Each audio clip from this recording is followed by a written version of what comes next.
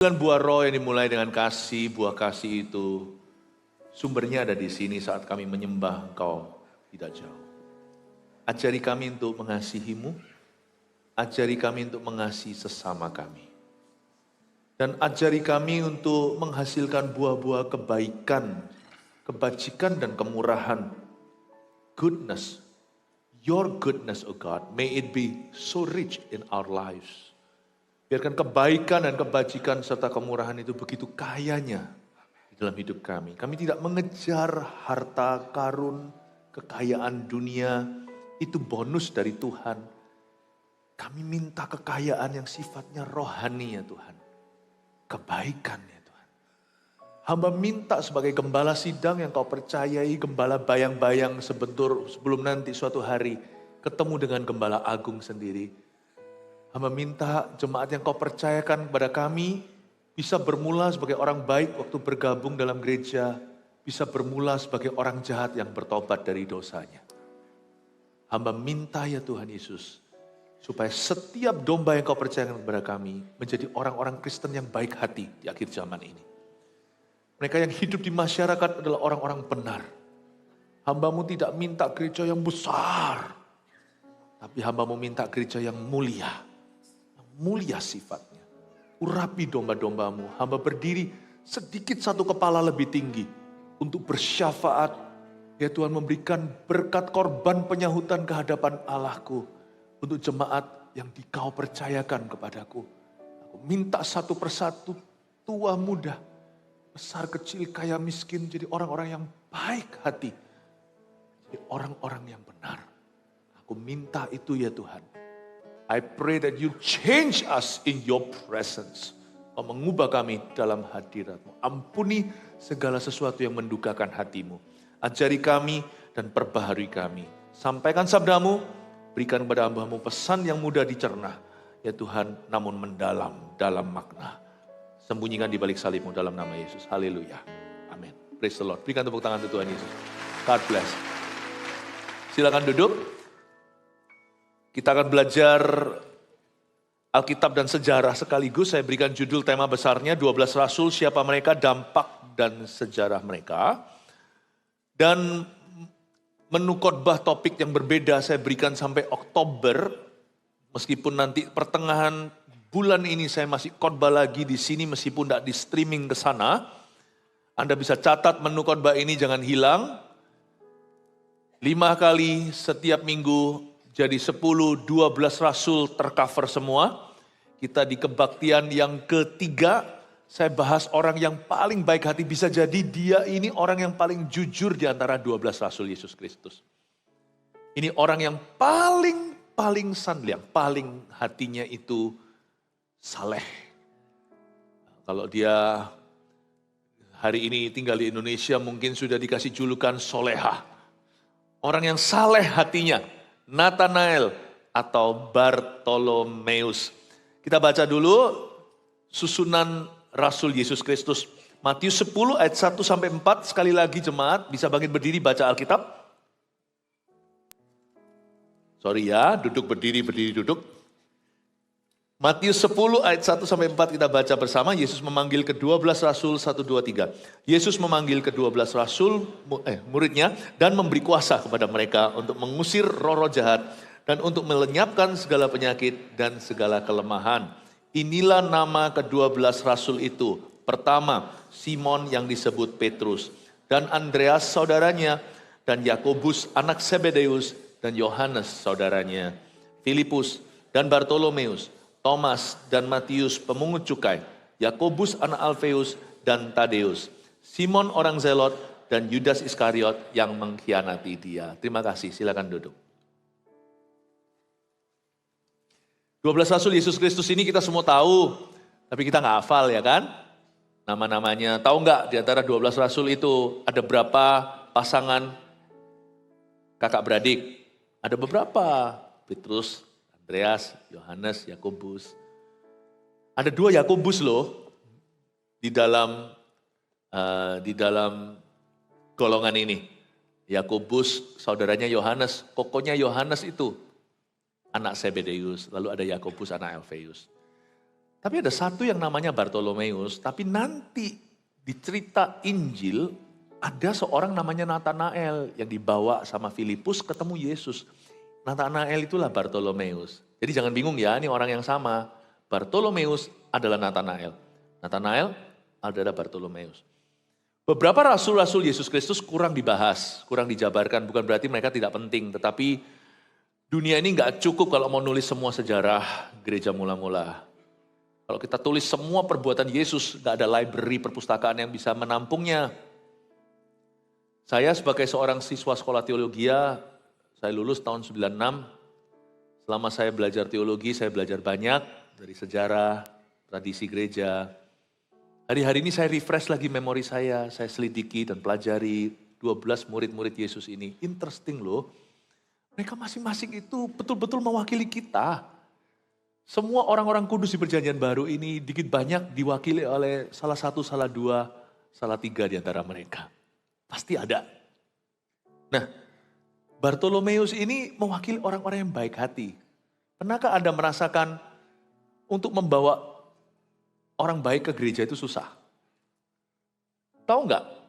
Agama Kristen itu, agama Kristen bukanlah agama yang punya umat yang terbaik.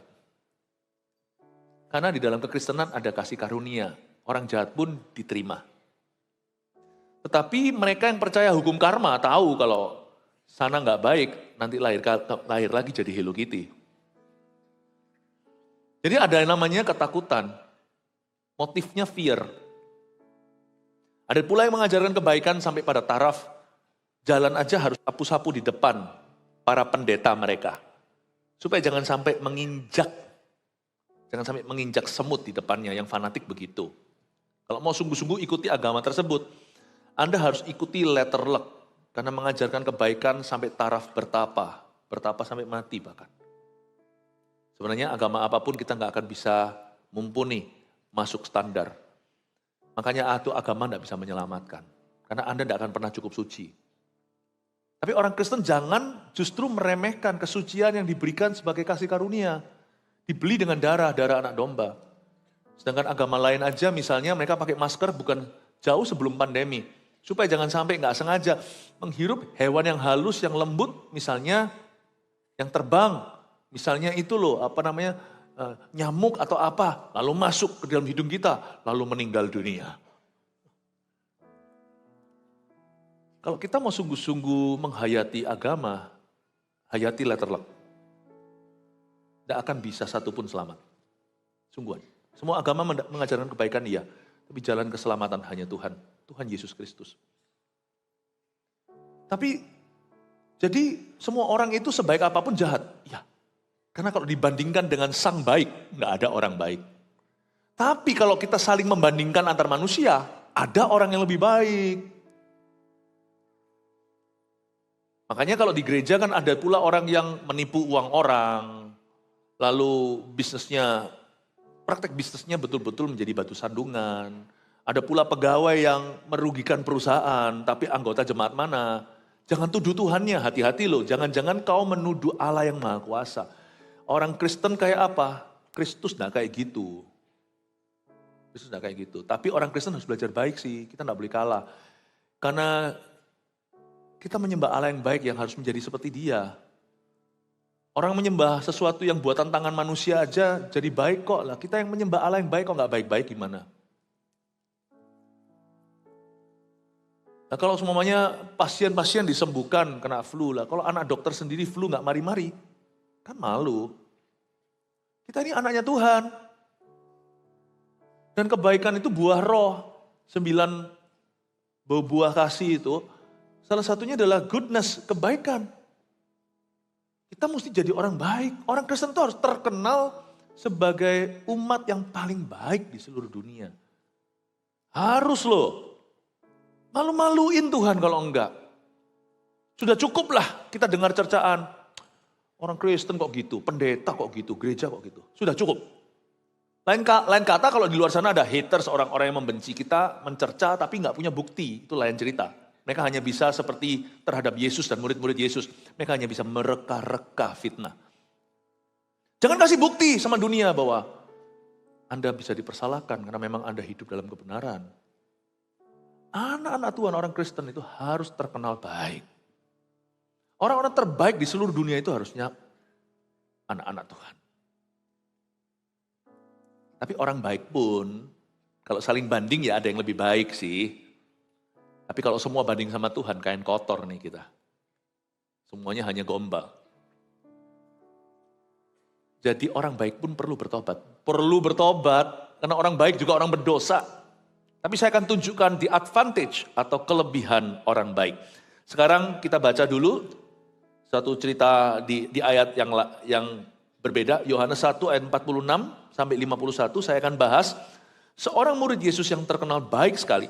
Orang jujur namanya Nathanael atau Bartolomeus.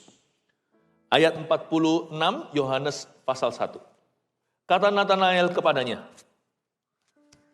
Copot bentar ya.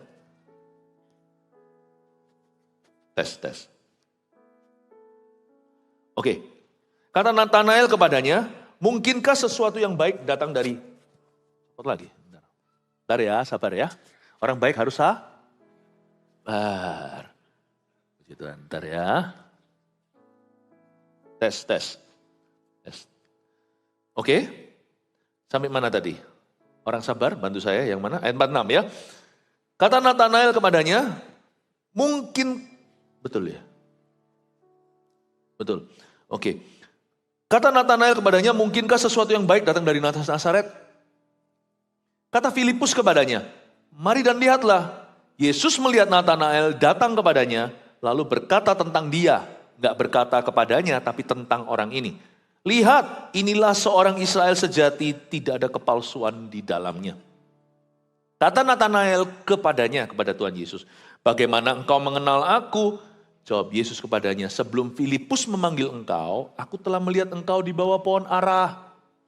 Kata Nathanael kepadanya, Rabi, engkau anak Allah, engkau raja orang Israel. Yesus menjawab katanya, karena aku berkata kepadamu, aku melihat engkau di bawah pohon ara, maka engkau percaya. Engkau akan melihat hal-hal yang lebih besar daripada itu. Lalu kata Yesus kepadanya, aku berkata kepadamu, sesungguhnya engkau akan melihat langit terbuka, dan malaikat-malaikat Allah turun naik kepada anak manusia. Ini cerita pertobatan seorang yang baik.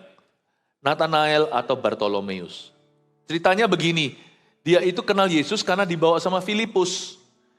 Filipus dan Andreas adalah dua murid Kristus yang pertama, ex-pengikut Yohanes Pembaptis.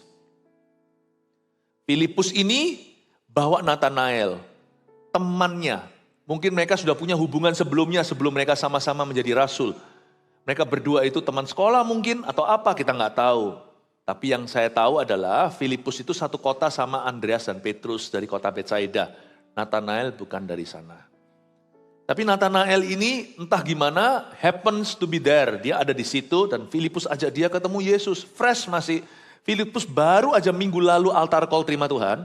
Minggu depannya sudah bawa jiwa baru ke gereja. Tapi yang dia bawa ini susah. Banyak orang coba bawa dia nggak bisa. Karena semua orang mau bawa dia nggak ngerasa layak membawanya. Gimana kita bicara sama orang baik? Lu bertobatlah. Jangan-jangan kita yang perlu ngaca, kita yang perlu bertobat sebelum bawa dia. Gimana kita bisa bilang, kamu butuh pengampunan. Orang ini gak pernah hidupnya menyalahi nuraninya. Meskipun kita semua tahu hari ini dari pengetahuan firman Allah bahwa setiap orang lahir adalah keturunan Adam dan Hawa. Tapi Filipus bawa Nathanael. Karena Filipus itu memang orang yang baik. Wah, semua yang namanya Filip itu mungkin orang baik. Filipus itu orang baik. Ya, dia mungkin gak sebaik Nathanael ya, mungkin 11-12, mungkin Nathanael lebih baik karena Yesus memuji Nathanael, tidak memuji Filipus. Yesus berkata, orang ini Israel sejati, tidak ada kepalsuan di dalamnya. Dengan kata lain, Yesus menyaksikan, kalau Yesus yang bersaksi itu lain cerita. Kalau orang ngaku-ngaku itu mungkin kebenarannya sendiri. Tetapi kalau presiden yang mengakuinya, nah coba perhatikan berarti orang ini berkualitas. Yesus yang bilang, ini orang baik. Yesus yang begitu baik bilang ini orang baik. Pastilah dia orang baik. Nggak hanya Yesus berkata dia orang baik, tidak ada kepalsuan di dalamnya, itu artinya orang ini nggak munafik. Tidak ada pertukaran bayangan. Nggak ada kepalsuan. Selain orang ini jujur, dia luar dalam sama. Dia nggak pernah punya maksud buruk, agenda pribadi, atau punya niat tersembunyi. Nggak ada. Ini orang apa adanya. Ini orang kalau jadi juri, kalau jadi wasit, dia kalau jadi duduk di panel gitu, misalnya Got Talent gitu. Ini mungkin si Simon itu ya, yang ngomongnya terus terang, yang dibenci sama banyak banyak inilah ya pesertanya. Tapi orang ini tidak tajam lidah, karena Yesus berkata tidak ada kepalsuan di dalamnya. Kata di dalam itu menunjukkan kualitas batinnya orang ini. Orang ini very kind, baik sekali. Gak ada orang berani injili dia. Filipus berani, mau tahu kenapa? Karena Filipus juga orang baik. Filipus tidak ada sejarah berdarah seperti Simon si Zelot. Bulan depan saya akan bahas orang ini. Orang ini menyandang pedang, tukang perang. Berontak lawan Roma, gaya preman. Filipus itu orangnya itu juga baik, berwibawa. Orang yang santun ya. Orang yang very civilized, yang peradabannya itu tinggi. Sedangkan Petrus kan kasaran ya, nelayan tuh orang. Nanti murid Yesus tuh macam-macam. Gaya hidupnya, latar belakangnya. Nanti di ibadah terakhir ini, kebaktian 2 kali lagi, saya akan bahas Matius, seorang pemungut cukai, tukang pajak. Beda-beda. Tapi saya nggak tahu Nathanael ini dia profesinya apa. Tapi kalau dia di sekolah mungkin sama teman-teman dipanggil, Rabi kamu, pendeta kamu. Padahal dia belum kenal Kristus. Dan dia tidak religius. Tidak pernah dituliskan Nathanael itu mengikut Yohanes Pembaptis. Yang ikut Yohanes Pembaptis itu Andreas dan Filipus. Jadi mereka sudah punya pengetahuan rohani. Nathanael ini cukup hanyalah orang baik, tidak rohani. Susah injili orang begini, ada banyak di dunia ini. Jangan kira dunia ini diisi orang jahat saja. Saya orang sabar. Tapi saya butuh mikrofon yang lain. Oke.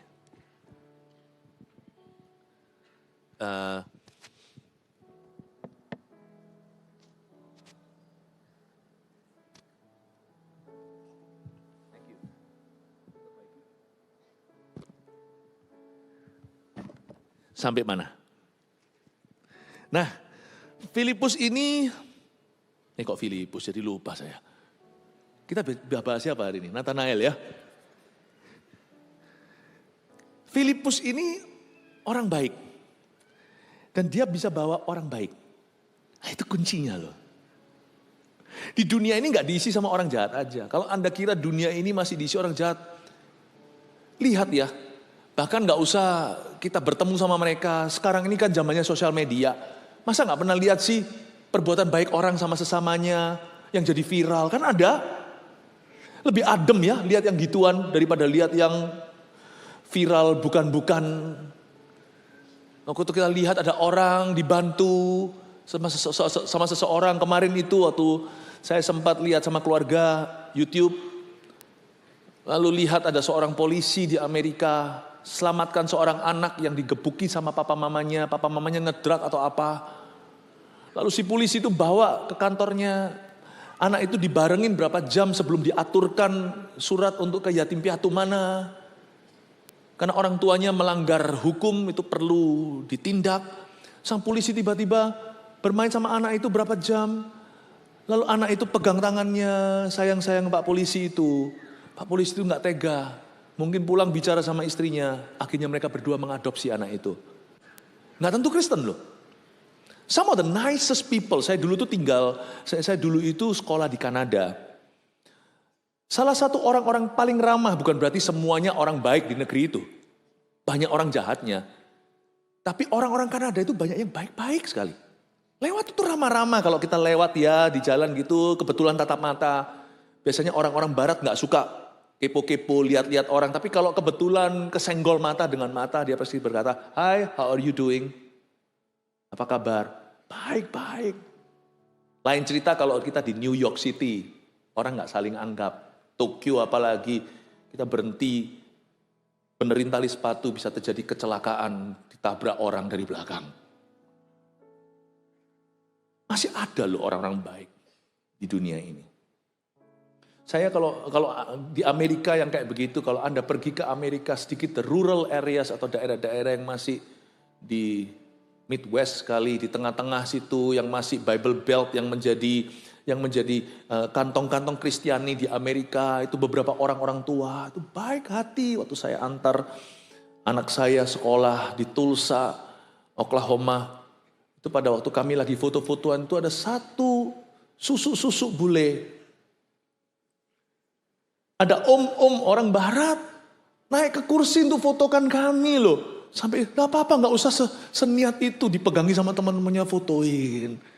Baik banget. Kristen? No. Makanya kalau orang Kristen tidak bisa lebih benar dari orang Farisi. Kalau orang Kristen tidak bisa lebih baik hati dari orang yang tidak percaya. Kita yang malu. Makanya jangan garang-garang lah. Kalau suaminya kita di restoran. Memang kita bayar, kita harus dilayani. Tapi jangan lupa itu juga mamanya orang. Yang jadi pelayan itu. Kalau kita itu di rumah kita ada pembantu rumah tangga yang merupakan anggota keluarga kita. Perhatikan perasaannya, hargai dan hormati. Kita itu setara, kita itu sama di mata Allah. Kalau di gereja juga misalnya kita ditegur apa segalanya, janganlah, gak kenaan lah. Lu gak tahu gua siapa, gak usah gitu-gitu. Yesus aja gak kayak gitu kok waktu dikemplang orang. Waktu Yesus ditampar Tuhan gak berkata, lu gak tahu ya aku yang menciptakan kamu. Orang Kristen itu harus baik. Jemaat harus baik dari parkiran di luar sana.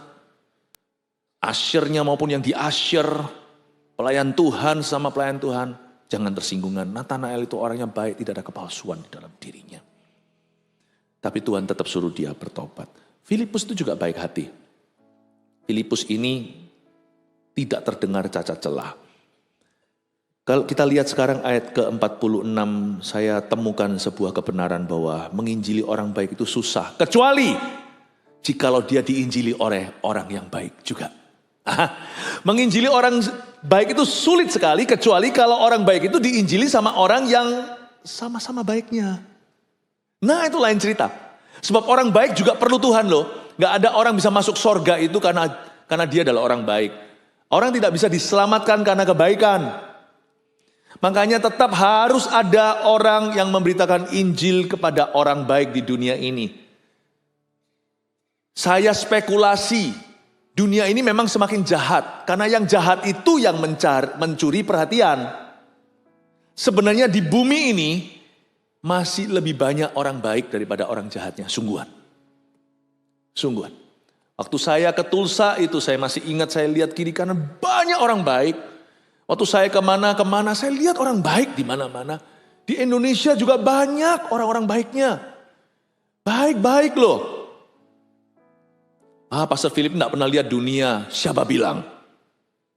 Pastor Philip ini mungkin Anda itu lugu, Anda itu polos-polos aja, gak pernah dikecewakan orang, salah. Saya dikecewakan orang bolak-balik, cuman saya menolak menjadi makhluk trauma. I still believe in humanity, saya percaya pada kemanusiaan, tapi saya tahu kemanusiaan belaka tidak bisa menyelamatkan. Dunia ini masih banyak orang baik di sekeliling Anda, buktinya kok masih banyak orang mengalami batu sandungan. Karena nurani mereka masih makan.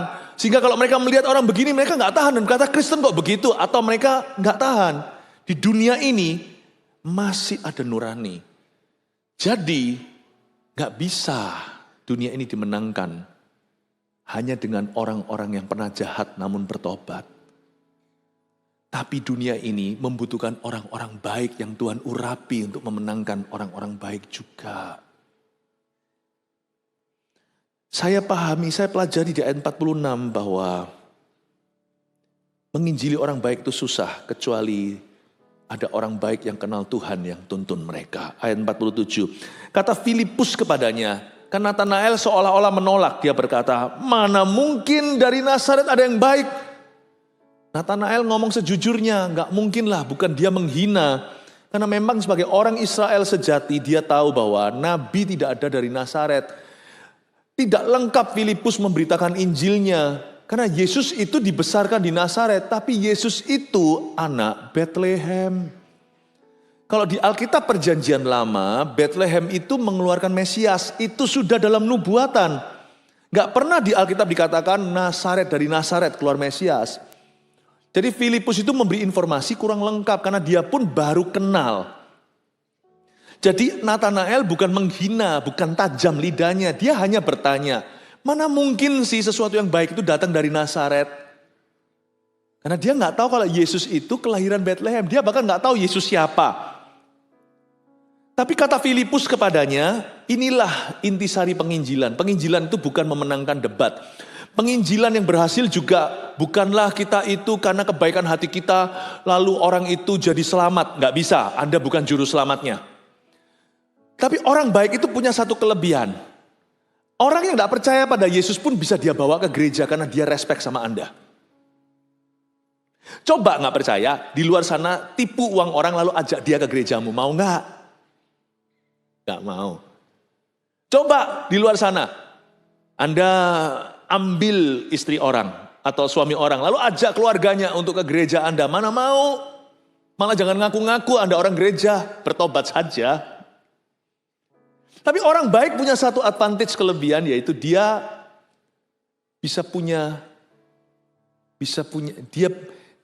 membawa orang-orang itu ke gereja.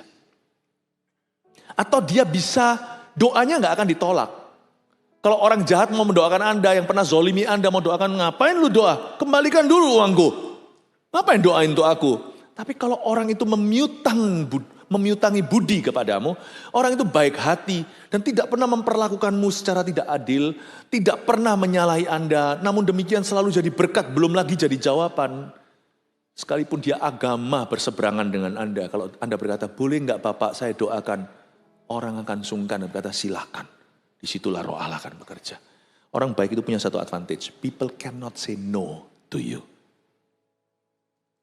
Mereka tidak bisa bilang tidak pada Anda.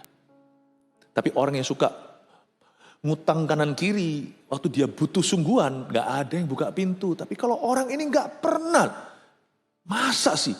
Kalau misalnya orang itu buka mulut dan berkata, aku pinjem aja sehari ini, anakku butuh susu. Itu nanti akan rebutan antri di rumahnya itu 2 blok. Kamu butuh apa lagi? Kamu butuh apa lagi? Karena aji mumpung kapan lagi orang ini butuh, orang ini gak pernah ngutang kanan kiri malah memiutangi. Orang kayak begini diserbu sama dunia dengan kebaikan. Di dunia ini ada yang namanya baik, kebaikan yang dibalas dengan kebaikan itu ada. Makanya itu tetap usahalah jadi orang baik, jangan jadi orang jahat. Jangan mentang-mentang kita diampuni, kita punya kerajaan kasih karunia atau anugerah, lalu kita bisa semena-mena terhadap sesama manusia, atau kita bisa sembrono hidup. Jangan menabur yang salah. Amin Bapak Ibu Saudara. Warisan yang baik yang bisa kita turunkan ke anak cucu kita adalah apa? Nama baik papa mamanya. Percayalah, kalau Anda punya nama baik, anak Anda pasti bisa sekolah. Sekalipun kalau Anda tidak mampu menyekolahkannya. Sekalipun jika papa mamanya meninggal dunia sekaligus pun, misalnya dalam sebuah kecelakaan jangan terjadi. Tapi omong kosong jika ada semacam itu kejadian, anak cucumu tidak akan terlantar. Sebab orang akan membayar hutang budimu ke anak-anakmu. Usahakan jadi orang baik. Usaha kita tidak dari luar lagi, karena sudah dari dalam. Orang yang dalam Kristus yang punya Roh Kudus itu, kebaikan itu sudah alamiah muncul dari dalam dirinya, jangan dilawan. Karena itu buah roh, saudaraku. Zaman ini dunia kebalik. Kiri jadi kanan, kanan jadi kiri, nggak bisa membedakan tangan kiri dari tangan kanannya. Semua orang itu mau menunjukkan, I'm bad. You know I'm bad, you know it, I'm bad. Siapa yang nyanyi itu ya? Michael Jackson ya. I'm bad, born to be bad, born to be wild. Nggak tahu tanda-tandanya yang apa itu semuanya. Keren gitu loh. Izinkan saya masuk sesuatu yang lebih abu-abu ya. Tapi pahami bahwa pendirian saya teguh. Kalau belum jangan, tapi kalau sudah, ya sudah berhenti sampai situ. Tuhan menerimamu dan Tuhan bisa memakaimu apa adanya. Orang kalau hatinya itu sudah diisi kebaikan, gak kepingin tato. Sungguhan, gak kepingin. Pastor Philip tato alis gimana? Udah jangan masuk ke beauty lah.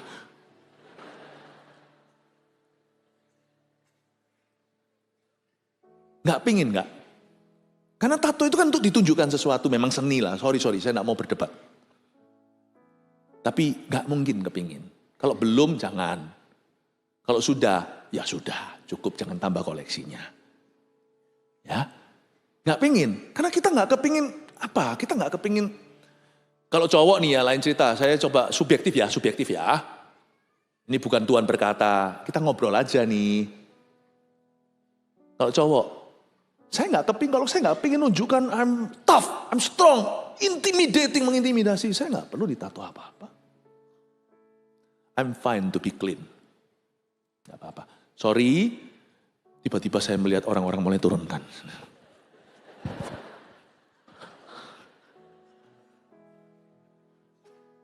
Ya sudah, kalau ada yang bertato saya juga nggak pernah komentar kok it's okay. Saya anggap dia sebagai saudara, ngobrol, nggak pernah saya singgung apa-apa.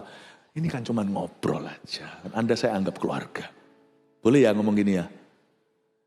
You want to know why people try to be so cool? To show it to the world. I'm strong. Jadi orang baik itu lebih aman dan lebih nyaman. Lebih tentram. Gak usah ikut-ikut dunia lah. You want to be bad. Zaman sekarang ini orang baik itu gak populer. Gak apa-apa. Masih populer kok sama Yesus. Nathanael dipuji sama Tuhan. Tuhan gak berkata, you a bad person, good job. Tuhan gak ngomong begitu. Tuhan berkata, ini orang baik. Aku acungi jempol dia. Di seluruh Israel gak ada sebaik dia. Tidak ada kepalsuan di dalamnya. Good.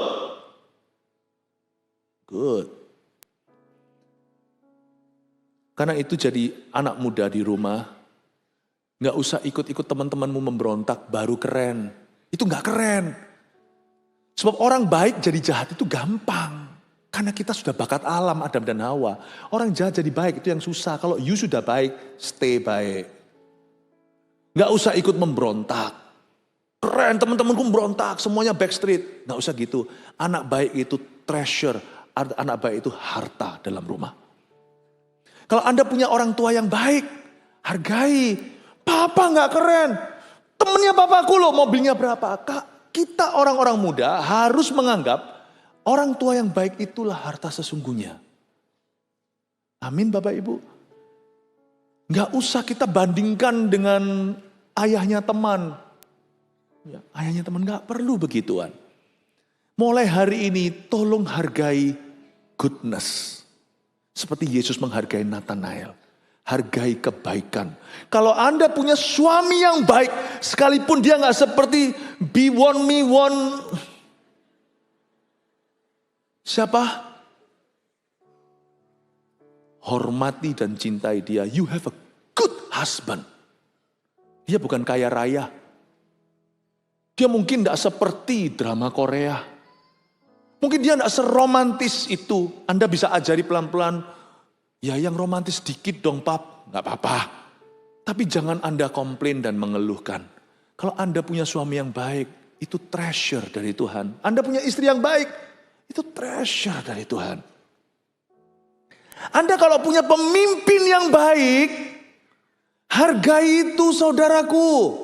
Susah carinya, jangan bandingkan karisma. Kalau Anda punya, misalnya di atas ini, Anda punya CGL, pemimpin kelompok sel. Ntar belasan ribu akan datang nanti dari mancanegara semuanya kumpul di sini, super conference akhir bulan. Kita doakan, kita dukung. Pemimpin yang baik itu mana cari? Kalau mereka tanggung jawab, week in, week out.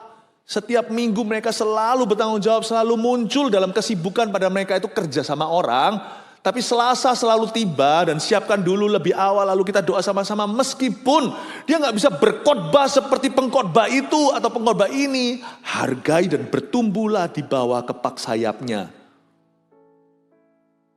Bertumbuhlah. Karena Allah berkenan pada kebaikan. Dan karena pemimpinmu itu tanggung jawab baik, tidak jatuh, tidak skandal.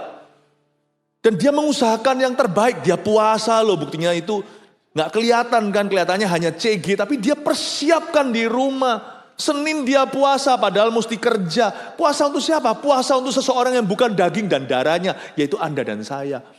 Lalu siapkan nyanyian, ejreng-ejreng dengan gitarnya yang pas-pasan. Dia ikut pelajaran gitar yang diadakan oleh Kukuredo. Dia masih bisa 2 kunci, padahal gitar itu butuh 4 kunci untuk memainkannya. Yang lainnya kunci kasih karunia, kunci K. Nyanyilah, ikutlah nyanyi, sekalipun dia bukanlah PAW yang gimana, dia bukan GMS Live. Ikut nyanyi, nyembah, Tuhan ada di sana karena Tuhan berkenan. Pemimpinmu itu baik dan bertanggung jawab. Anda pasti akan bertumbuh, doamu pasti dijawab di bawah pelayanannya. Jangan bandingkan gembala sidang Anda dengan siapa. Oh, di sini saya gembala sidangnya. Bandingkan, tidak apa-apa. Nah, bercanda. Jangan bandingkan. If you have a good pastor, I'm not speaking about myself. Saya nggak bicara tentang diri saya sendiri. Saya mau beritahu ya, Pastor Yo ini yang selalu menjaga Anda. Tiap minggu selalu ada di sini. Ini Pastor Yo ini orang yang sangat baik. Saya tidak asal memuji. Saya mengenal beliau dari sejak beliau masih sekolah. Tapi Pastor Yo ini baik. Saya lihat salah satu alasan kenapa Tuhan menumbuhkan GMS Surabaya Barat di sini. Yang di sini dulu, termasuk yang timur semuanya itu. Karena adanya pengaruh daripada orang seperti ini. Kalau Nathanael di antara kita mungkin yang paling layak dapat gelar Bartolomeus itu mungkin Pastor Yohanes ini, welcome home ini.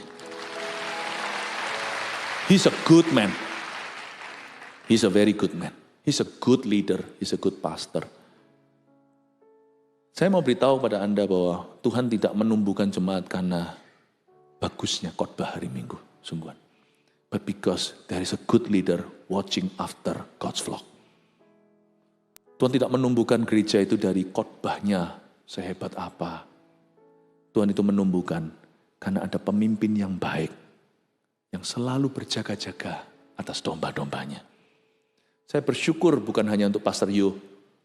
Saya bersyukur untuk semua host pastor kita. Sekarang yang dengar di MCC, yang di PCM, Pastor Lianggono, gembala regional sekarang yang semuanya streaming ini, gembala-gembala lokal kita di Malang, di Jember, yang sampai di Kalimantan, yang sampai di Pontianak, yang di Balikpapan, yang di Samarinda, yang sampai di Sulam Papua, bawa Pastor Kuojian, Pastor Abed yang di Makassar, sampai yang di Jayapura.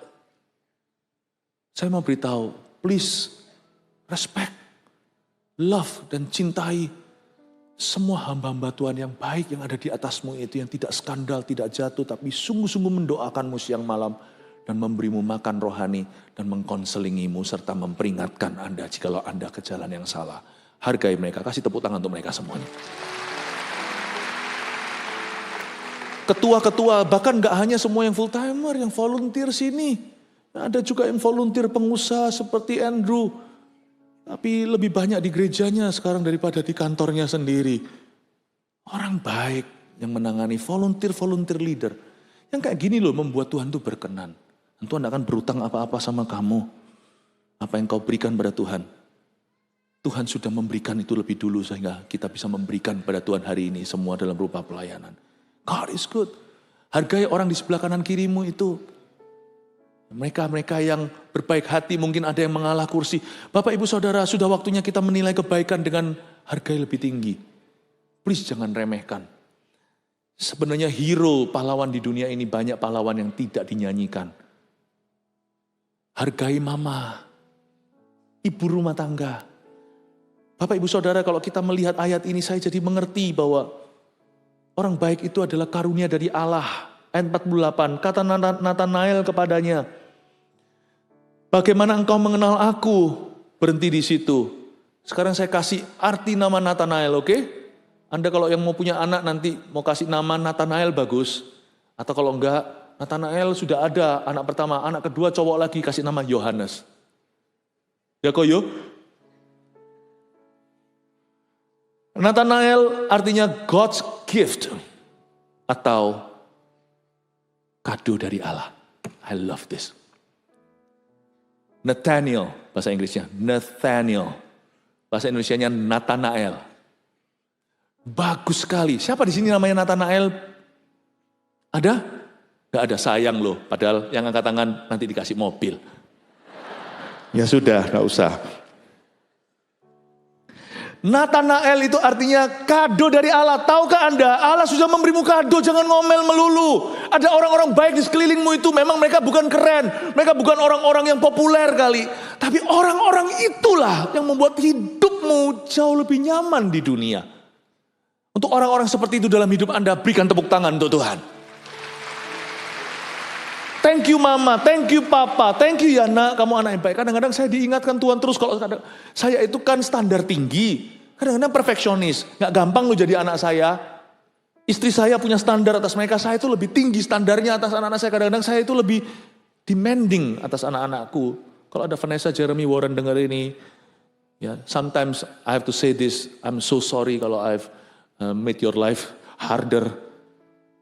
Anak rohani itu lebih gampang daripada anak kandung saya. Anak kandung saya itu standarnya saya tinggiin. Karena anak rohani saya ada sungkan, tetap anak orang gitu loh. Anak-anak saya itu udah gampang. Waktu kalau saya kadang-kadang ngomel di depan Tuhan, kok kurang ini, kurang itu, kurang ini, kurang itu, kurang ini. Pernah sekali anak saya, salah satu berkata, Dad, karena aku tuh selalu tinggal sama Daddy, makanya kelihatan kurangnya semuanya. Aduh, gak gampang. Terus tiba-tiba Tuhan tegur saya, Philip, kamu kurang bersyukur. Kenapa Tuhan? Anak-anakmu itu baik. Iya. Anakku tuh baik loh. Gak backstreet. Pacaran gak backstreet. Apa-apa ngomong sama saya. Episode berapa mereka seneng sama siapa itu saya gak pernah luput. Saya sama mamanya, sama mami mereka. Kami selalu diinfo langsung dari praktisinya. Dad, aku seneng sama ini, aku seneng sama itu. Gak pernah luput satu episode. Anak saya jujur kalau salah langsung datang nangis-nangis. Saya gak pernah marah, dia datang sendiri insaf. Sorry aku gini. Mana ada anak kayak gitu? Anak umur-umur segitu biasanya generasi Z. Tahu generasi Z? Generasi zombie. Anda lihat sekarang anak-anak muda sekarang? Lihat ya. Kecilnya tuh lucu-lucu, mungil-mungil, menyenangkan. Uncle, auntie, semuanya. Coba lihat di usia tertentu. Pakai ini. Nggak lihat orang kanan kiri. Nggak peduli teman papa mama. Makan. Panggil dong om tante. Coba dulu dong. Om tante panggil dong. Om, tante. Generasi zombie. Anak saya enggak gitu. Enggak ada gini-ginian, om tante ngajak ngomong, ngambilin makan. Tuhan tuh templak saya. Kamu tuh punya anak baik loh. Enggak ada gejolak, tidak memberontak. Tunjukkan sama papa mamanya, kasih wajah gimana. Berontak jadi sandungan buat jemaat. Enggak, anakku enggak gitu. Saya jadi bertobat dan berkata, Tuhan, aku tuh dikasih Nathanael kalau aku enggak ngerti. God's gift. Anda pernah lihat enggak kebaktian pukul 1 hari Sabtu di sini? Terharu loh. Kenapa papa mama kok enggak pernah melihat itu sebagai God's gift ya, karunia? Saya enggak ngerti. Kenapa anak masih digendongi padahal usia mereka itu pra-remaja, yaitu di umur kelas 5, kelas 4 lah ya paling muda, 5, 6 itu. Mereka punya ibadah sendiri loh, dikasih tempat umum loh. Anda tuh punya gereja yang baik loh. Ini gak ada namanya gereja itu gak mudah-mudahnya gampang kasih tempat utamanya AC semuanya nyala itu untuk anak kecil. Coba cari, gak banyak, ada sih mungkin gak banyak. Dan nanti mereka itu yang asyir di luar sana itu, shalom, welcome itu anak kecil. Ada koko-kokonya kemarin waktu retreat Eagle Kids itu saya waktu retreat before 30 Eagle Kids itu saya terharu lihat itu anak-anak kecil itu babysitternya itu anak-anak orang juga, anak-anak Army of God yang sedikit lebih tua dari mereka yaitu remaja. Si kecil satu mau pipis, mau pergi ke kamar mandi, mau ke toilet, dibarengi sama koko sama cecenya. Mungkin ya anak kecil yang mereka layani itu papanya kerja sama papanya, paham maksud saya? Ini yang saya anterin, saya layani karena koko-kokonya. Kok saya tahu, anak saya juga ikut jadi salah satu koko-koko itu. Yang barengi mereka, yang jagai mereka, padahal mereka sendiri masih remaja. Mungkin juga siapa tahu dia anterin layani, itu pipis lama-lama ditunggui. Padahal itu papanya kerja sama papa dia. Kalau saya lihat kayak gini ya, gereja kita itu punya anak-anak kecil dan anak-anak muda yang baik-baik loh. Jangan pernah anggap remeh. Kalau nanti orang-orang tua lihat di sini ada usia-usia Army of God, anak-anak muda, kalau Anda lihat itu, Anda harus bersyukur, sekalipun itu bukan anakku. Gerejaku itu punya anak-anak muda itu baik-baik. Mereka itu Nathanael. Kalau saya melihat Pastor Mac ini, yang Army of God, I'm always thankful Pastor Mac, Pastor Pau. Mereka jagai anak-anak kita, anak-anak saya jemaat mereka. Anak-anak saya. Saya boleh jadi gembala sidang, tapi gembalanya anak saya itu, Pastor Pau di Eagle Kids, sekarang anak saya sudah beranjak ke AOG yang paling kecil, sekarang Pastor Mac adalah pastornya. Saya setiap kali mikir ya, kita ini punya pastor-pastor yang baik-baik, leader-leader yang baik-baik. Nathanael, tahu nggak? Udahlah, terlalu banyak kebaikan di hidup kita untuk ngomel tentang sesuatu yang buruk cuman 1-2 hal yang buruk loh di hidup ini. Nggak usah terlalu di overrating lah. Hidup kita itu banyak kebaikan. Kalau Anda kurang kebaikan, come to church. Datang ke gereja, Anda akan lihat kebaikan. Tapi temanku di gereja ditipu orang. Iyalah, itu oknum. Di gereja sini kita melihat kiri kanan, banyak orang baik. Ngomong sama kanan kirinya, terima kasih sudah menjadi Nathanael dalam hidupku. Berikan tepuk tangan untuk Tuhan Yesus. Kata Nathanael kepadanya, bagaimana engkau mengenal aku? Jawab Yesus kepadanya, sebelum Filipus memanggil engkau, aku telah melihat engkau di bawah pohon ara. Nah, ada kalimat Nathanael yang menarik sekali. Dia berkata, bagaimana engkau mengenal aku? Profetik sekali. Orang baik yang hanya bersandar pada kebaikannya, tidak punya Tuhan, hampa hatinya. Tapi orang Kristen yang lahir baru, kebaikan bukan sebagai sifat, tapi sebagai buah roh yang mengenyangkan hatinya. Itu keluar dari kebaikan Allah di hidupnya. Karena itu Nathanael kebaikannya itu kosongan. Ini teh kosong ini namanya. Sehingga dia berkata, bagaimana engkau mengenal aku? Terekspos, terbukalah hatinya yang hampa. Ketika Yesus berkata, ini orang Israel, gak ada kepalsuan di dalamnya. Nathanael berkata, do you know me? Why am I here? Orang baik pun punya pertanyaan ini. Cuman menembus tembok kebaikan itu butuh orang baik lainnya yang buka engsel-engselnya. Do you know me? Apakah engkau mengenal aku? Why am I here? Kenapa aku di sini? Tell me the purpose of my life. Beritahu kepada aku tujuan hidupku. Lalu habis itu Yesus berkata, sebelum Filipus memanggil engkau, aku telah melihat engkau di bawah pohon ara. Langsung dagunya seperti jatuh ke tanah. Disinilah orang baik diperhadapkan dengan perkara supranatural. Kata Nathanael kepadanya, Rabi. Rabi masih biasa, guru, itu sapaan seperti boksu, Pak Pendeta. Tapi berikutnya ini keselamatan orang baik itu. Hari itu Yesus memanggil seorang yang baik untuk bertobat. Jangan lupa loh, buah pengetahuan itu yang baik dan yang jahat. Orang baik juga perlu bertobat dari dosa mula-mulanya. Hari di mana Tuhan Yesus memanggil seorang yang baik namanya Nathanael untuk bertobat. Nathanael diperhadapkan dengan perkara supranatural lewat satu karunia Roh Kudus yang kita kenal hari ini, yaitu karunia berkata-kata dalam pengetahuan. Gak mungkin kan zaman itu belum ada video call, kok Yesus tahu dia berada di bawah pohon ara ketika Filipus ngomong apa, sehingga dia terkejut dan tercengang dan dia tahu yang diperhadapkan, dia sedang diperhadapkan bukan kepada orang yang baik. Dia tahu yang di hadapan dia berdiri dan berbicara itu bukan a good man, but a good God. Bukan manusia yang baik, tapi Allah yang baik. Makanya dia berkata, Rabi, engkau anak Allah. Kalau orang Yahudi bilang, you are the son of God, itu berarti dia berkata, you are God. Engkau Allah. Engkau Allah, engkau Raja. Orang Israel. Hari itu orang baik ini bertobat dari ketidakpercayaan dan menjadi pengikut Tuhan. Namanya Nathanael. Roma 10 ayat 9 dan 10, setiap orang baik maupun orang jahat harus melalui fase ini untuk bertobat. Untuk bisa kenal Yesus. Sebab jika kamu mengaku dengan mulutmu bahwa Yesus adalah Tuhan dan percaya dalam hatimu bahwa Allah telah membangkitkan dia dari antara orang mati, maka kamu akan diselamatkan. Spesifik ya, bukan kebaikanmu, Tapi berita Injil, intisarinya Yesus mati untuk dosa kita, Yesus bangkit lagi, naik ke sorga. Itu bukan lagi di level goodness, tapi gospel. Bukan lagi di level kebaikan, tapi Injil. Kerajaan Allah. Ayat 10. Karena dengan hati orang percaya dan dibenarkan, dan dengan mulut orang mengaku dan diselamatkan. Saya waktu bertobat tahun 92, yaitu 31 tahun lalu, saya tidak pernah mengucapkan yang disebut the sinner's prayer. Hari ini dalam KKR itu dipopulerkan lewat KKR misalnya Billy Graham. Sinner's prayer itu adalah doa terima Tuhan.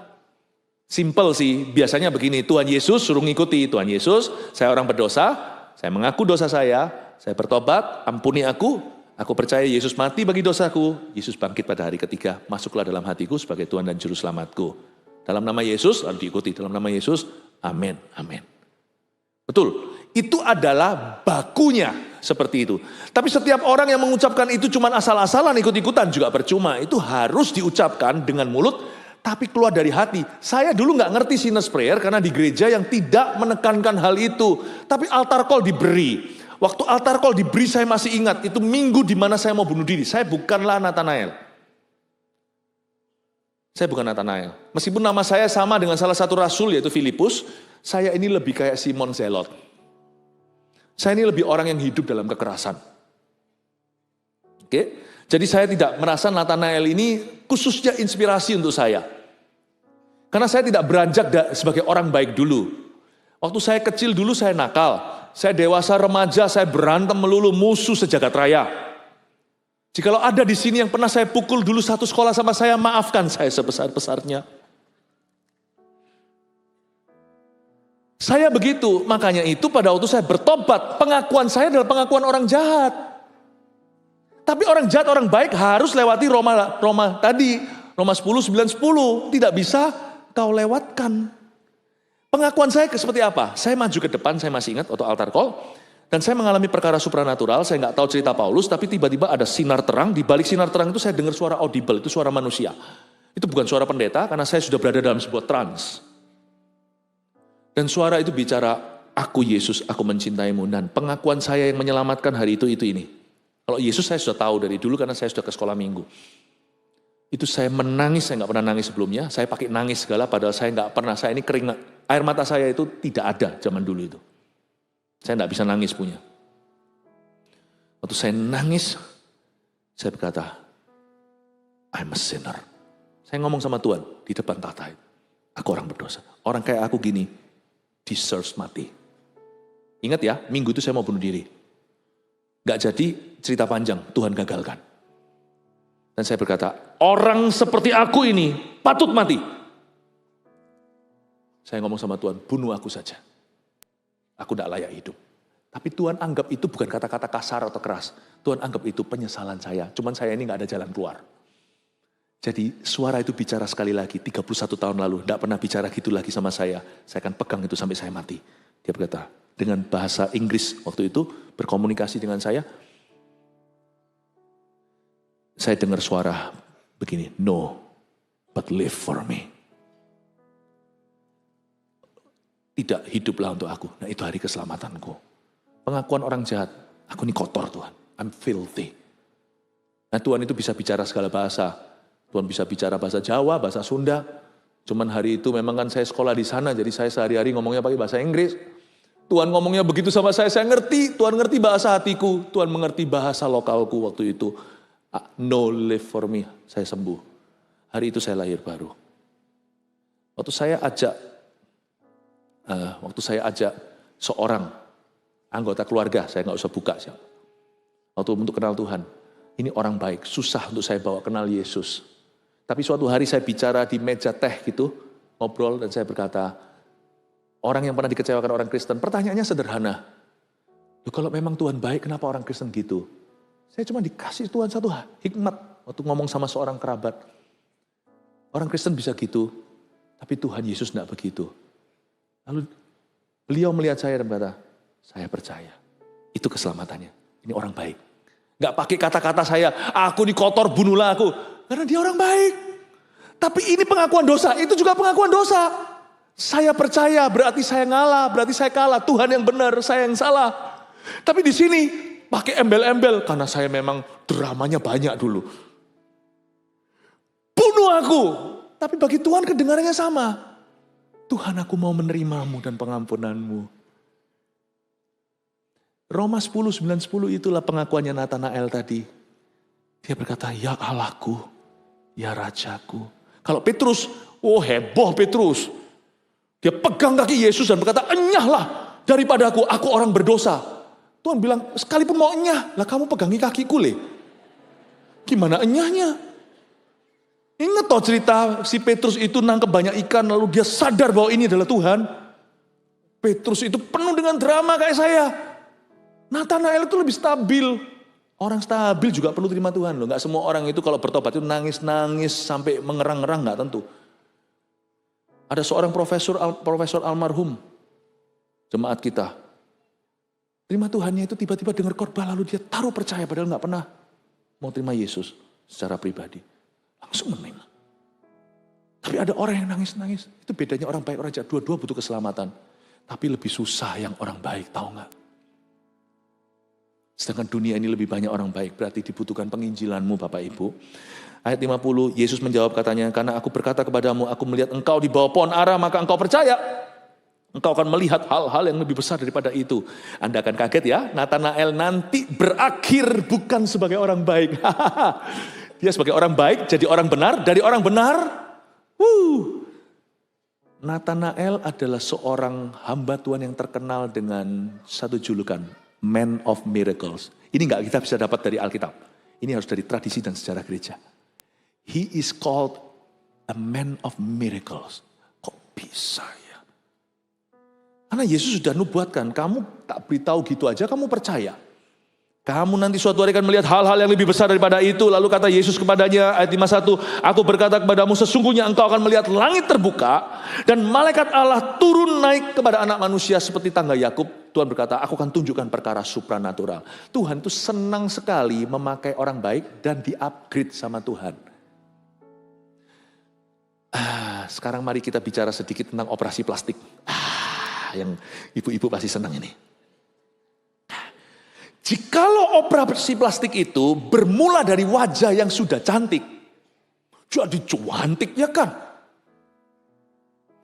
Tapi kalau ini bukan body shaming karena saya tidak menunjuk siapa-siapa, tapi kalau mukanya itu ngejazz, tidak klasik, klasik pun tidak, bossa nova, dangdut ke segala arah.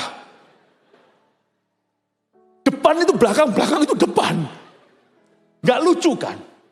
Kalau bawa ini ke depan, depan ke belakang kan gak kan sulit ya. Dokter gigi pun tahu, mau kasih kawat itu kalau sudah ada fondasi lebih baik. Pol-polnya maksimal 60% bisa berubah, misalkan gak ada bisa 100%. Lain cerita orang operasi plastik, dia sudah cantik. Meskipun tetaplah Korea bisa buat magic. Paham maksud saya ya? Kenapa Tuhan suka upgrade orang baik jadi orang berkuasa? Karena nggak perlu buat banyak kerjaan lagi.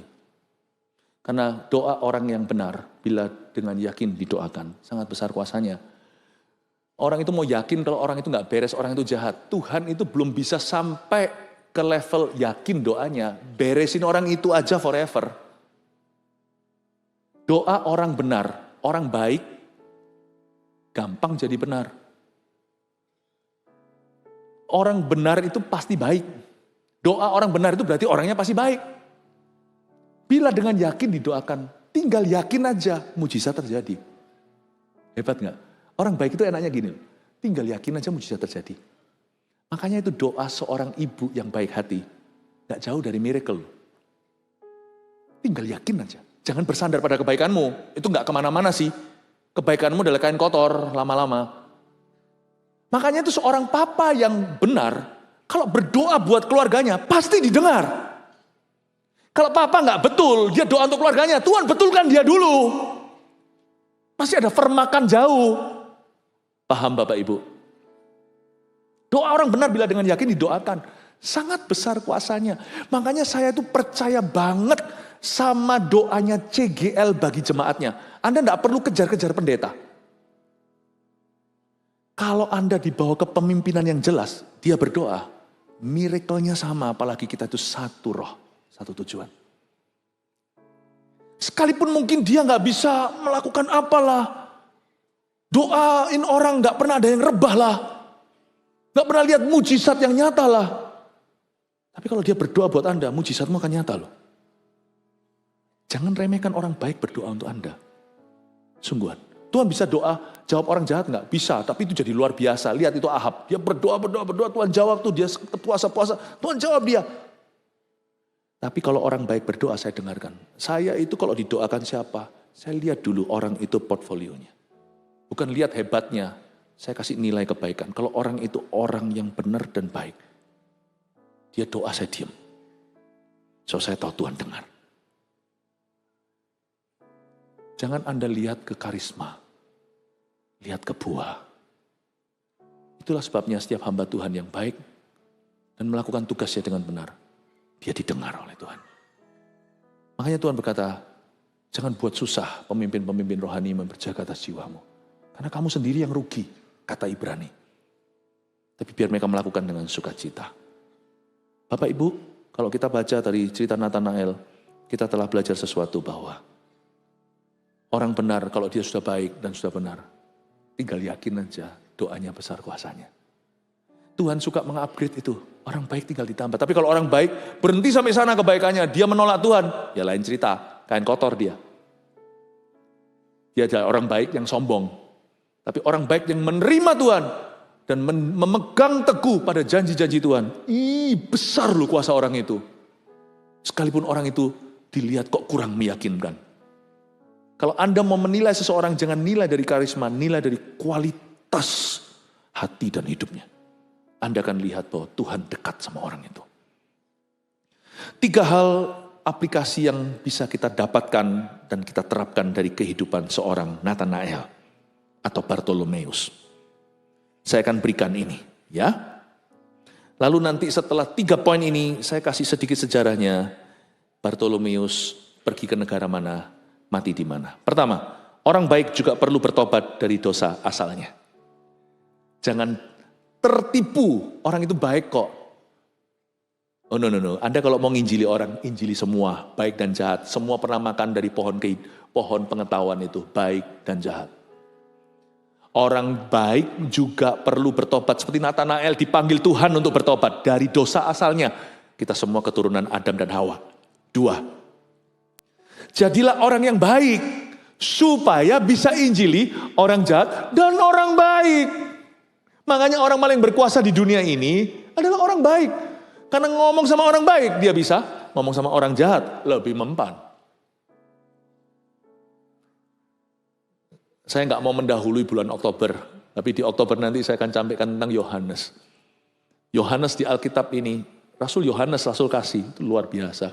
Itu sampai orang-orang yang mau mengeksekusi dia itu sungkan sendiri, nggak tahan, nggak ada yang berani turun tangan.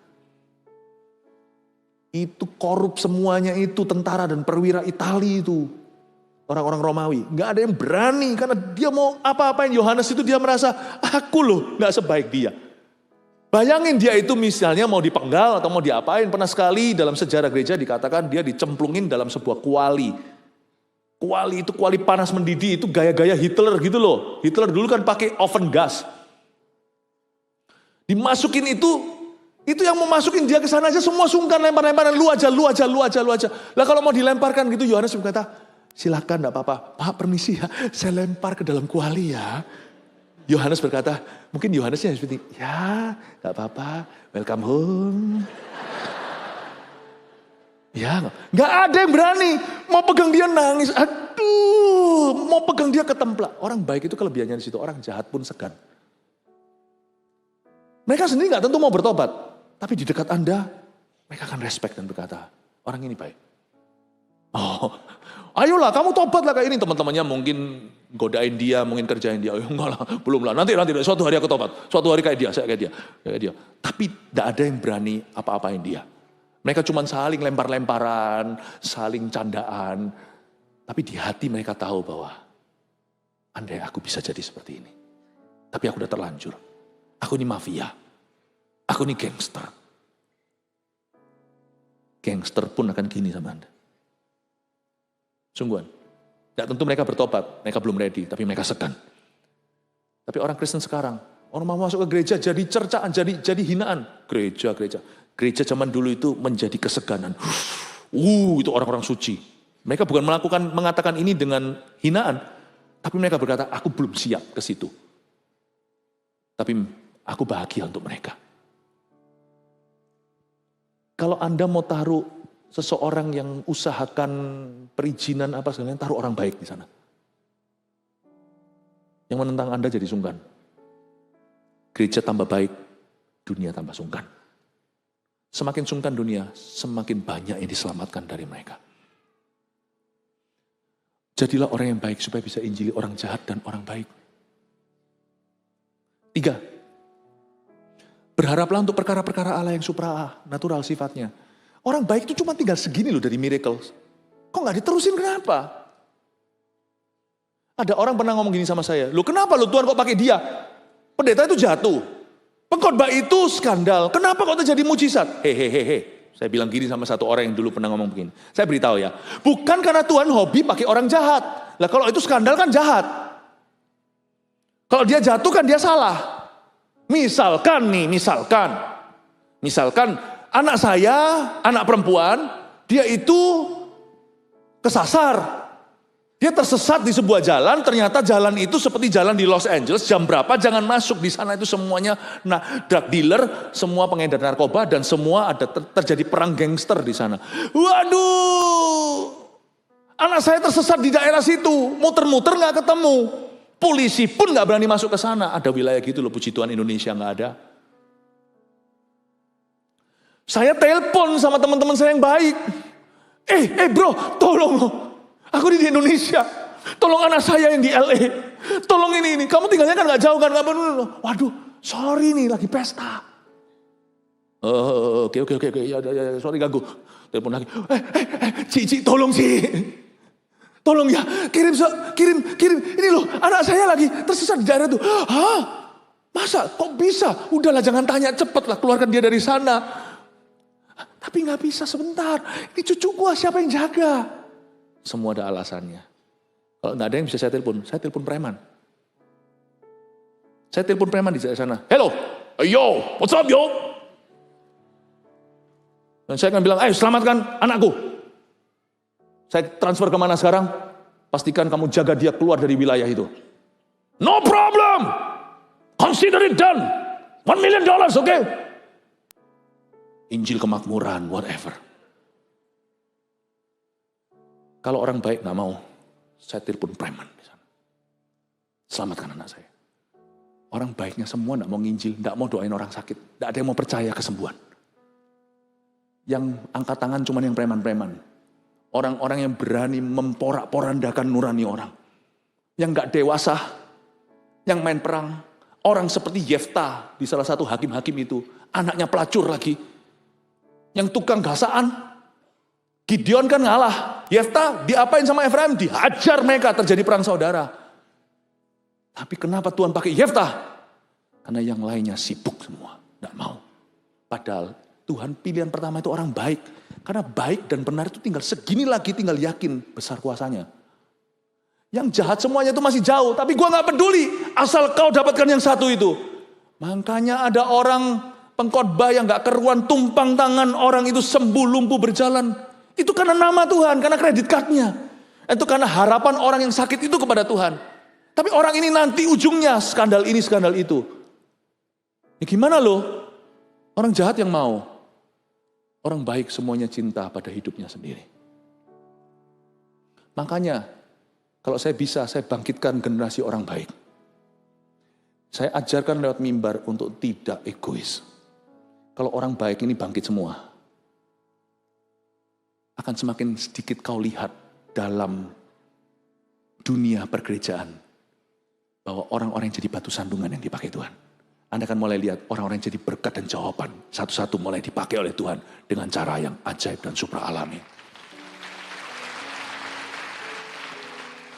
Amin Bapak Ibu Saudara. Jangan komplain. Kenapa orang ini orang itu. Kok dia begini. Terus habis itu kita turut untuk menuduh. Gini loh. Orang itu kelebihannya satu. Dia lebih jahat iya. Dia gak jujur iya. Itu orang motivasinya salah dalam pelayanan iya. Tapi dia punya kelebihan cuma satu dari Anda. Dia mau. Anda tidak mau. Orang baik itu susahnya satu. Kebaikan adalah kubunya untuk bertahan. Tidak lah. Pokoknya yang penting aku baik lah. Aku tidak lukai siapa-siapa. Ya pentingnya lah. Kalau anaknya Tuhan itu sekarang terjerumus di jurang. Siapa yang mau ambil? Masa suruh preman? Saya harap Anda sadar akan hal ini. Orang baik harusnya dipakai Tuhan. Kalau Anda merasa lebih baik dari orang lain, boleh. Jangan sombong hati. Pakai itu sebagai fungsi. Berarti aku lebih tanggung jawab untuk masyarakat. Aku lebih tanggung jawab untuk komunitasku. Aku lebih tanggung jawab untuk CG ku. Aku lebih tanggung jawab untuk tetanggaku. Aku lebih tanggung jawab untuk sekolahku. Aku lebih tanggung jawab untuk tempat kerjaku. Amin Bapak Ibu. Saya beritahu beberapa ini selesai dengan ini Nathanael Bartholomeus. Dia adalah seorang teman. Dia temannya Filipus, wong Filipus yang bawa dia ke Kristus. Dia juga temannya Andreas, karena Filipus dan Andreas itu satu kota Betsaida. Mereka itu teman masa kecil dan juga teman masa muda. Tidak heran Nathanael ini pergi. Akhirnya dialah yang menaburkan pertama kali Injil di Armenia. Armenia itu di daerah Southern Russia atau di sebelah selatan Rusia. Dia bersama dengan yang di Armenia juga adalah Andreas. Andreas juga ke sana. Kalau Anda baca ya cerita hidup mereka, tidak ada di Alkitab, tapi kalau saya pelajari sejarah, mereka itu saling bantu-membantu ya. Ternyata di kalangan rasul itu mereka jadi friends, sungguhan friends, jadi partners. Jadi Filipus ini temannya Andreas, Nathanael temannya Andreas dan temannya Filipus, dan Nathanael yang menabur benih pertama Injil di Armenia. Coba Anda Google di Armenia hari ini, Armenia modern ini. Armenia adalah negara pertama yang jadi Kristen. Ternyata orang baik yang bawa ke sana Injil itu. Dan mereka gak bisa nolak. Dan dia dijuluki a man of many miracles. Mujizatnya begitu nyata sampai seorang raja di Armenia namanya Polimius bertobat dan terima Yesus. Lalu keluarga kerajaan tidak terima. Karena itu Nathanael dikuliti hidup-hidup. Memang tidak enak. Memang dia dapat panggilan martir. Jangan takut, ini panggilan. Dia dikuliti hidup-hidup dan mati sebagai martir di Armenia atau di Southeast Russia, bukan di selatan, tepatnya di tenggara Rusia. Dia sempat pergi ke India dan Yunani untuk memberitakan Injil. Jadi ini asumsi spekulasi bahwa mungkinkah dia pernah bersama dengan Thomas ke India, tapi dia cabut, Thomas tinggal di sana. Nanti ibadah selanjutnya saya jelaskan, Thomas yang suka ragu dan bimbang itu jadi apa dalam sejarah. Thomas mati di India, tapi akhirnya Nathanael, orang baik tapi penuh mujizat Allah ini, yang menobatkan seorang raja, mati di tenggara Rusia. Saya mau Anda untuk melihat bahwa jadi baik tidak cukup. Anda mesti pergi dalam ketaatan untuk jamaah dunia ini. Saya harap lewat pelajaran hari ini kita semua belajar sesuatu. Jadi baik, jadi utusan Yesus Kristus. Inilah hari Minggu Apostleship, hari Minggu pengutusan. Kita nggak kemana-mana mungkin, kita nggak ke Afrika kemana-mana. Tapi kita semuanya harus punya hati yang rela pergi untuk Tuhan. Haleluya, amin. Kasih tepuk tangan untuk Tuhan Yesus. Mari kita semua bangkit berdiri.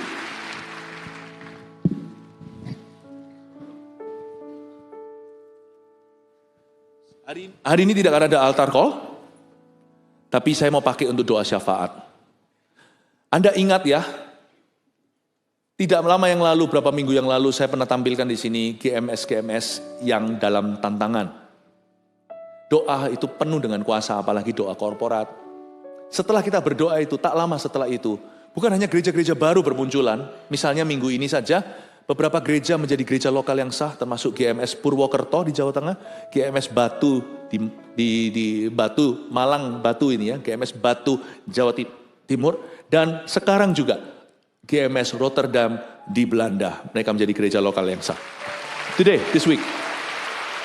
Tadi GMS dalam tantangan yang kita doakan, waktu itu kita sama-sama buka mulut doa bahasa Indonesia lalu bahasa lidah. Itu diantara jawaban doa itu adalah GMS Tabanan di Bali yang sudah diresmikan oleh pemerintah minggu ini. Padahal ditentang tadinya. Kita mengucap syukur untuk pemerintah kita punya pemerintah yang baik. Kita bersyukur untuk perubahan Indonesia yang jauh lebih memberikan kebebasan untuk bisa berdoa. Saya bersyukur untuk itu. Dan kita harus terus berdoa. Sekarang saya minta 2 hal ini didoakan. Yang pertama, doakan untuk Sarawak besok ini kami berapa hari lagi, ratusan orang semua ke sana. Sudah banyak tim kita yang di situ, yaitu Malam Pentakosta di Kuching, Sarawak, Malaysia. Yang lalu kita ke situ sebelum pandemi, banyak lawatan terjadi, puluhan ribu, rekor in history. Lalu setelah itu banyak kampung-kampung di sekitar situ yang bertobat. Bahkan saya dengar ada yang 100% orang-orang menerima Yesus di sebuah kampung-kampung pedesaan. Tuhan itu ajaib. Doakan kali ini Malam Pentakosta, perangnya banyak pasti. Peperangan rohani. Saya kalau cerita sama Anda mungkin nanti Anda takut di kamar sendiri. Peperangan rohani yang kami hadapi dalam minggu-minggu ini saya dan keluarga saya. Doakan ya, kita semuanya hanya utusan Tuhan. Anda tidak pergi, kami yang pergi untuk Anda. Tapi Anda harus pergi bersama dengan saya dalam doa. Lalu kedua, doakan untuk yang lebih penting lagi, Super Conference di akhir bulan. Super Conference ini belasan ribu pemimpin-pemimpin CG akan datang di sini semuanya untuk minta Tuhan kasih kita urapan baru untuk mengembalakan jemaat. Supaya lawatan kebangunan rohani ini terus maju. Kita berdoa sungguh-sungguh supaya pemimpin-pemimpin ini nanti waktu mereka di sini mereka betul-betul diisi oleh Roh Kudus dan semua pembicara-pembicara semuanya in-house, gembala regional dan saya. Biar kami semua diisi Tuhan dengan urapan dan pesan sehingga membuka mulut rahasia kerajaan sorga disingkapkan. Saya ajak kita semua doa untuk 2 hal ini saja. Dan kebaktian hari ini saya jadikan kebaktian doa syafaat. Haleluya. Bapa, bawa kami ke gerejamu, penuhi dengan kerinduan untuk masyurkan namamu. Urapilah kami, datanglah Roh Kudus, kami lawan kegelapan dengan kuasa api-Mu.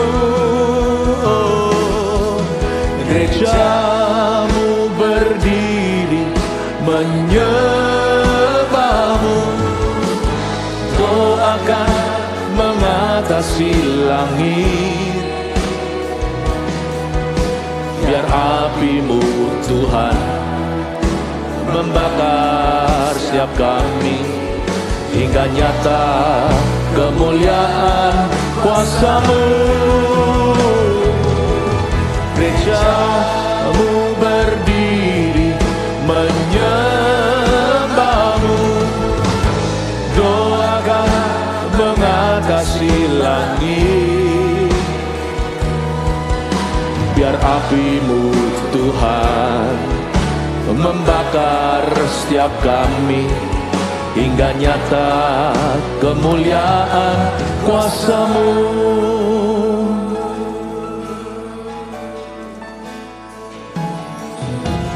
Bapa, bawa kami ke gereja-Mu, penuhi dengan kerinduan untuk masyurkan nama-Mu.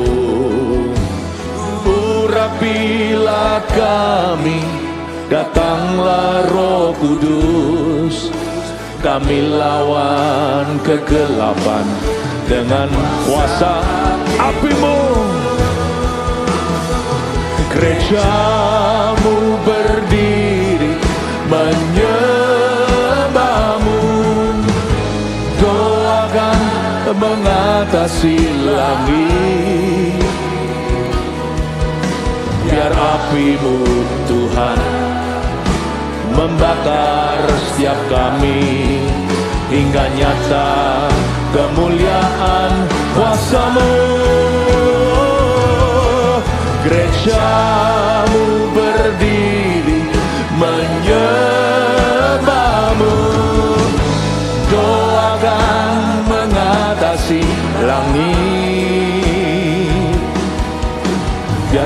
api-Mu Tuhan membakar setiap kami, hingga nyata kemuliaan kuasa-Mu. Gereja-Mu berdiri menyembah-Mu, doakan mengatasi langit. Biar api-Mu Tuhan, biar api-Mu Tuhan membakar setiap kami, hingga nyata kemuliaan kuasa-Mu. Gereja-Mu berdiri menyembah-Mu, doakan mengatasi langit. Biar api-Mu Tuhan membakar setiap kami, hingga nyata kemuliaan kuasa-Mu. Mari kita sembah Dia di dalam Roh Kudus. Oramaya nanananano, Iyaramaya shanananamo, Iyaramaya shanananamaya se, Iyaramaya sho, Iyaramaya shanananamaya shananamaya se, Iyaramaya se, Iyaramaya shanananamaya shananamo, Iyaramaya nanamaya sho, Inamaya shande, Iyaramaya sho, nanamaya shananamaya se. Haleluya, inabaranaya shando, inamaramanaya se, ananamu baramaya so. Dalam hitungan ketiga kita doa untuk Sarawak dulu. Mari kita buka mulut dan bicara dalam bahasa Indonesia kepada Tuhan. 1, 2, 3. Berdoa di dalam nama Yesus. Tuhan, Kau pakai ya Tuhan event malam Pentakosta di Sarawak ini untuk mendatangkan kebangunan rohani. Jamah ya Tuhan Yesus seluruh Kucing, bahkan di kampung-kampung desa-desa selanjutnya ya Tuhan, dan di kota-kota seluruh di negeri jiran, dalam nama Yesus terjadi kebangunan rohani. Hamba berdoa Kau curahkan roh-Mu ya Tuhan dengan dahsyat. 2 malam itu sembuhkan orang sakit di dalam nama Yesus. Lindungi setiap mission trip yang bersama dengan kami, keluarga mereka, pekerjaan yang ditinggalkan, pengorbanan daripada pahlawan-pahlawan Tuhan, ratusan yang pergi ke sana volunteer sebagian besar. Hamba berdoa di dalam nama Yesus ya Tuhan, Kau sertai setiap pekerjaan mereka di lapangan, jagai mereka dari semua yang bahaya. Hamba berdoa ya Tuhan Yesus, banyak jiwa bertobat, setiap kuasa kegelapan dihancurkan, sakit penyakit disembuhkan di dalam nama Yesus. Ulurkan tangan-Mu, sembuhkan yang sakit Tuhan, bangkitkan orang mati dalam nama Yesus. Haleluya, oh haleluya. Kami berdoa Kau curahkan Roh Kudus pada setiap hati yang haus. Setiap orang yang datang nanti ya Tuhan, besar kecil, tua muda sampai anak kecil juga ya Tuhan, mereka akan kepenuhan dengan Roh Allah. Apapun juga yang menghalangi kami tidak akan gentar untuk menghadapi. Di dalam nama Yesus kami akan terus setia, terus loyal pada Injil Yesus Kristus, karena Injil adalah kekuatan Allah. Terima kasih Bapa di dalam nama Yesus. Haleluya. Sebentar lagi kita akan berdoa dalam hitungan ketiga untuk super conference. Yang lebih penting dari itu, kita siapkan hati kita untuk sebuah konferensi yang akan mengubah kebangunan rohani seterusnya di dalam gereja kita, melalui gereja ini di atas muka bumi. Mari kita berdoa bersama-sama untuk super conference. 1, 2, 3. Lord, I pray in Jesus mighty name. Berdoa supaya super conference ini ya Tuhan Yesus, Kau sungguh-sungguh ada di tengah-tengahnya. Bukan acara, bukan rundownnya, berdoa hadirat Allah. Lord, pour your presence here. Di sini ya Tuhan Yesus, di SCC nanti ya Tuhan, di MCC ya Tuhan Yesus, dan di PCM. Seluruh Surabaya menjadi tempat hubnya internasional, datang semua leader-leader CK untuk mengembalakan jemaat lebih baik, untuk bisa menjangkau jiwa-jiwa ya Tuhan Yesus, untuk menguntaskan amanat agung ya Tuhan dari sisi kami. Kami persembahkan 1000 gereja lokal di atas meja Tuhan. Kami persembahkan 1 juta jiwa Tuhan ke atas kereta Tuhan. Dalam nama Yesus kami berdoa, pemimpin-pemimpin yang Kau bangkitkan, pemimpin-pemimpin lama maupun yang baru, beberapa sponsor-sponsor yang ikut juga belasan ribu ya Tuhan. Aku berdoa satu persatu Kau isi. Hamba reservasi, hamba minta dulu ya Tuhan, setiap kepala yang hadir nanti, orang-orang yang hadir untuk super konferensi ini, setiap delegasi, sediakan Tuhan 1 api lidah Pentakosta di atas kepala mereka. Tidak tentu bicara soal bahasa lidah karena mereka semua adalah penuh dengan Roh Kudus. Tapi hamba minta sekali lagi tempat itu Kau goncangkan untuk kebangunan rohani yang akan datang. Dalam nama Yesus, haleluya. Lord, come on, let's come for this church and through this church for the world. In Jesus mighty name. Haleluya, haleluya. Sama-sama Yesus.